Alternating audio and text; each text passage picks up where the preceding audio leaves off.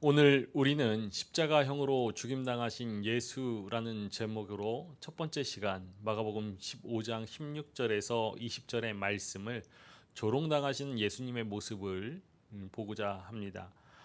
군인들의 조롱의 행위는 반란자를 진압한 장군에게 면류관과 자줏빛 옷을 입히고서 개선의 행진을 하는 그런 모습과 유사하다라고 볼 수 있습니다. 그런데 이 장면을 왕의 대관식이 군인들의 이러한 조롱의 행위의 배경이다라고 볼 수 있는 그런 주장이 있습니다. 당시 로마의 저술가들에 따르면은 로마의 그런 왕위 선포는 군인들이 행했던 모습이었는데, 이 같은 전통은 군인들이 예수님에게 유대인의 왕 만세라고 외치는 유대인의 왕이여 평안할지어다라고 외치는 그런 모습과 상응한다라는 것이죠. 또한 앞서 말씀드렸듯이 자줏빛 옷은 왕복을 이야기하는 것이고 가시관은 왕관을 조롱조로 흉내낸 것입니다. 그러니까 로마 군인들은 왕의 대관식을 흉내내면서 예수님을 조롱한다라는 것이죠. 마가복음을 읽는 첫 번째 독자였던 당시 초대교회 성도들은 이 장면을 보면서 비통한 감정을 갖기에 충분했는데, 그렇지만 메시아 예수께서 온 세상의 왕으로 등극하는 이 길은 조롱과 멸시를 통해서 임하는 것임을 알게 되는 것입니다. 흥미로운 것은 십자가 처형 전 예수님을 향한 로마 군인들의 이러한 조롱 비웃음은 십자가 처형 직후에 로마 군인의 백부장이었던 사람이 참으로 이 사람은 하나님의 아들이었다라고 칭송하는 것과 대조를 이루는 것이죠. 이러한 이방 백부장의 고백이 십자가 처형 직후 바로 나왔다는 것, 이것은 십자가를 짊어지시고 십자가에서 죽으신 예수님께서 훗날에 온 세상에서 그들의 이스라엘뿐만 아니라 이방 족속들에게까지 주로 고백될 모습을 예견하게 합니다. 우리가 지난 시간에 보았던 15절 말씀에서 빌라도가 명한 채찍질에 구체적으로 실행되었는지 그런 과정들은 마가복음에서는 생략되고 있습니다. 이 단락에 오늘 우리가 보아야 할 16절에서 20절 말씀의 조롱은 채찍질이 끝난 이후에 진행된 것으로 보이죠. 이것은 오늘 단락을 끝으로 예수님은 십자가 처형에 이끌려 가게 되기 때문입니다. 16절의 말씀을 보겠습니다. 군인들이 예수를 끌고 브라이도리온이라는 뜰 안으로 들어가서 온 군대를 모으고, 채찍질이 끝난 이후에 군인들은 예수님을 끌고 갔지요. 끌고 갔다라는 이 단어가 예수님의 순환기사에서 3번 반복되고 있습니다. 먼저는 겟세마네에서 가룟 유다가 무리들에게 그를 끌고 가시오라고 말할 때였고, 다음으로는 무리들이 예수님을 대제사장에 끌고 갈 때, 그리고 마지막으로 오늘 본문에 군인들이 예수님을 끌고 갈 때입니다. 갈릴리에서 주체적이고 능동적이었던 사역을 하신 이후에 예루살렘으로 이어지는 길을 자신 스스로 자발적으로 걸어서 예루살렘에 도착하신 이후에는 예수님은 다른 사람들에게 의해서 끌려 다니시지요. 이제 예수님은 어디로 가야 할지 또 무엇을 해야 할지 스스로 판단하고 결정할 수 없는 그러한 상황 가운데 내몰린 채 다른 사람들의 판단, 다른 사람들의 결정에 따라서 끌려 다니실 뿐입니다. 그런데 놀라운 것은 바로 이 지점이, 이 시기가 예수님을 통한 하나님의 나라가 절정에 도달한 때라는 것입니다. 하나님의 나라는 원하시는 곳으로 걸으시는 예수님뿐만 아니라 다른 사람이 원하는 곳에 끌려 다니시는 예수님을 통해서도 이루어지고 있는 것입니다. 예수님께서 끌려가신 곳, 그곳을 뜰, 브라이도리온이라고 하는데, 이것은 라틴어 프레토리움이라는 그 라틴어를 헬라어로 음역한 것으로, 군인들이 뜰로 예수님을 데려간 이유는 유대인의 왕이라는 그 신분을 조롱하기 위해서입니다. 군인들의 입장에서 예수님이 왕이라고 하니까 예수님을 그곳으로 데려가서 총독 관절을 왕궁으로 삼아서 예수님을 조롱하겠다라는 의도이죠. 그리고 모든 부대를 모읍니다. 로마 군대는 5,000명에서 6,000명으로 구성된 레기온, 즉 군단을 기본 조직으로 합니다. 그런데 여기서 군대는 레기온, 군단의 10분의 1 규모의 부대로서 약 500명에서 600명 혹은 1000명으로 조직되어 있고, 예수님 시대에 유대에 주둔하고 있었던 부대는 약 600명 정도로 알려지고 있습니다. 그러니까 여기서 모은 부대원을 집결했다라는 것, 군대를 모았다라는 것, 이것은 마가복음이 자주 사용하는 과장법이지요. 당연히 예루살렘 주변에는 여전히 군무를 서고 있었던 군인들이 있었을 것이기 때문입니다. 이렇게 모든 부대원을 집결시켰다는 것은 조롱과 모멸감을 주려는 목적 때문이었을 것인데, 그 내용이 어떤 내용인지는 마가복음은 그 뒤로 나오는 정보를 통해서 추론하게 하죠. 마가복음은 군인들의 주된 조롱의 행위를 통해서 모두 이것을 현재 시제로 하여서 강조하고 있습니다. 16절에서 18절 말씀 가운데 모으고 입히고 씌우고 경례하여, 이것이 모두 다 현재 시제로 사용되어지고 있죠. 우리 이 말씀들을 자세히 한번 살펴보겠습니다. 17절의 말씀입니다. 예수에게 자색 옷을 입히고 가시관을 엮어 씌우고. 먼저 로마 군인들은 예수님에게 자주색 옷을 입힙니다. 자주색은 그리스 로마의 통치자, 즉 황제, 왕의 관복색입니다. 그리고 그들이 가시관을 씌운 것, 이것은 왕관을 흉내내려는 시도로 보입니다. 18절의 말씀입니다.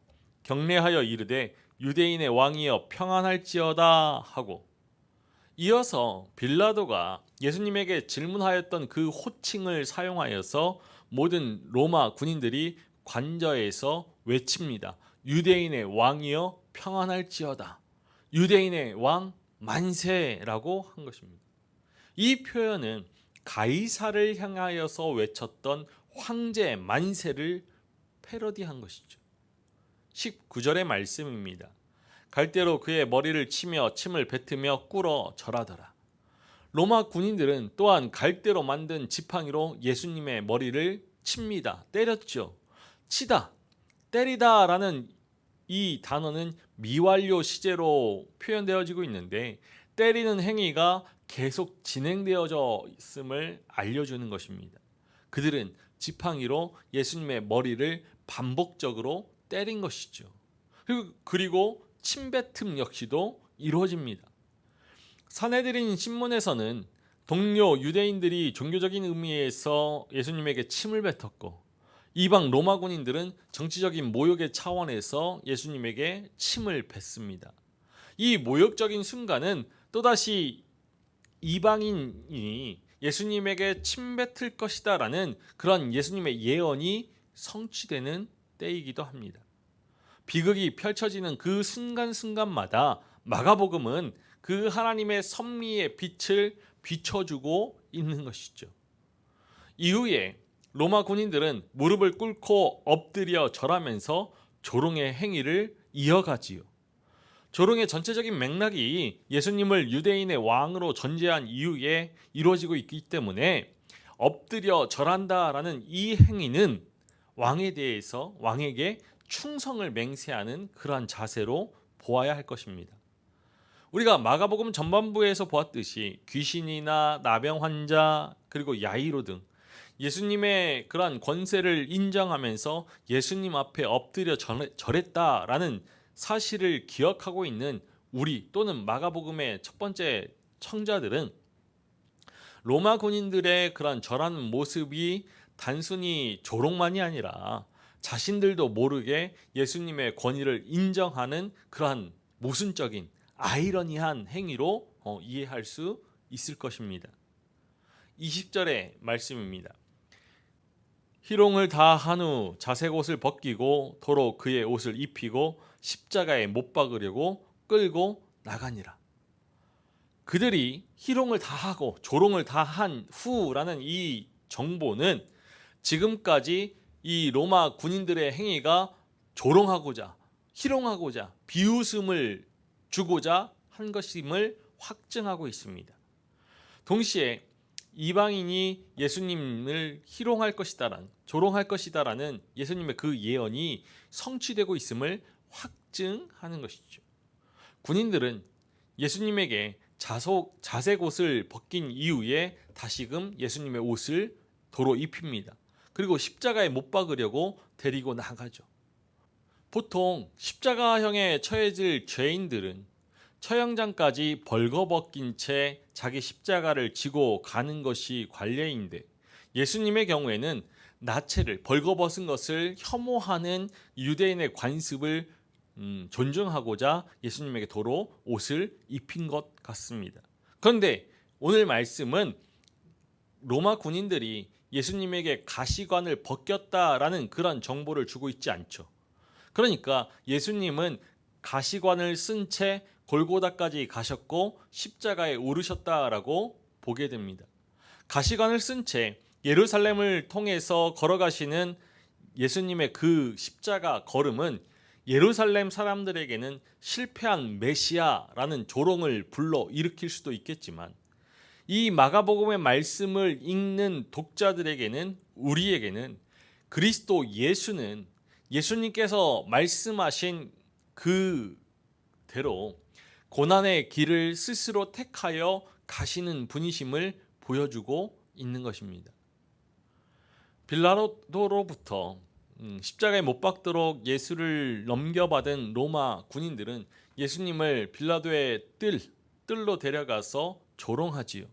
모든 부대를 모은 이후에 그들 앞에서 예수님에게 자색 옷을 입히고 가시관을 쓰이고 예수님에게 유대인의 왕 만세, 유대인의 왕이여 평안할지어다 라고 외친 그 행위는 왕의 대관식을 패러디한 것입니다.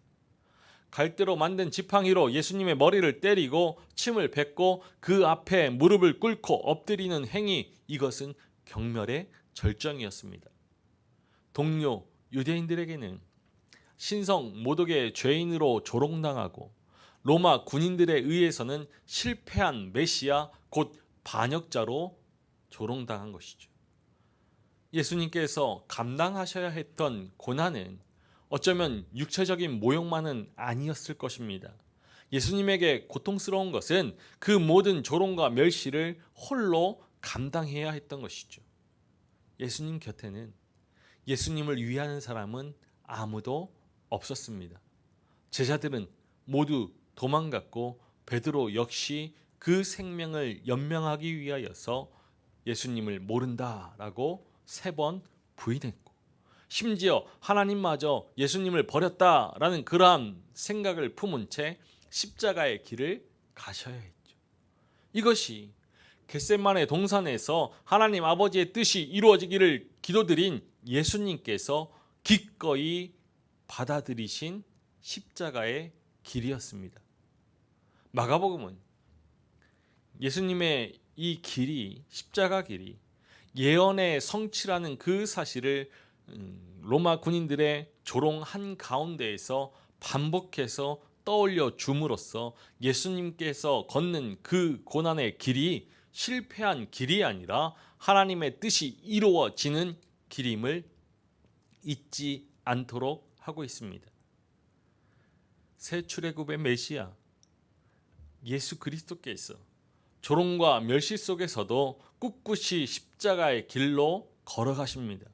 새 출애굽의 백성인 그리스도 예수의 사람은 그의 뒤를 따라서 십자가의 길로 향해야지요. 날마다 십자가로 향하는 그 길 위에서 수많은 걸림돌과 유혹을 만나게 될 것입니다. 믿음에 합당하지 못한 그 모습으로 세상의 비난과 조롱을 직면하기도 할 것이죠. 그러나 세상의 비난과 조롱 속에서도 흔들리지 않고 묵묵히 예수 그리스도의 길을 뒤따를 때 세상은 그 당당한 경건한 앞에 두려워하기 시작할 것입니다. 우리 안에 살아계신 그리스도 예수를 알고자 할 것이죠. 비록 이 땅에서 세상에서 잘 먹고 잘 사는 것과는 거리가 멀지라도 하나님께서 주신 믿음의 분량대로 지혜롭게 살아가는 것, 그것이 새 출애굽의 백성 그리스도 예수의 사람이 지향해야 할 믿음의 삶입니다. 십자가 속량의 은총을 입은 우리 모두가 믿음의 신실함으로 자기 자신을 부인하고 자기 십자가를 짊어지고서 믿음의 삶을, 생명의 삶을 오롯이 살아갈 수 있기를 주님의 이름으로 간절히 축원합니다.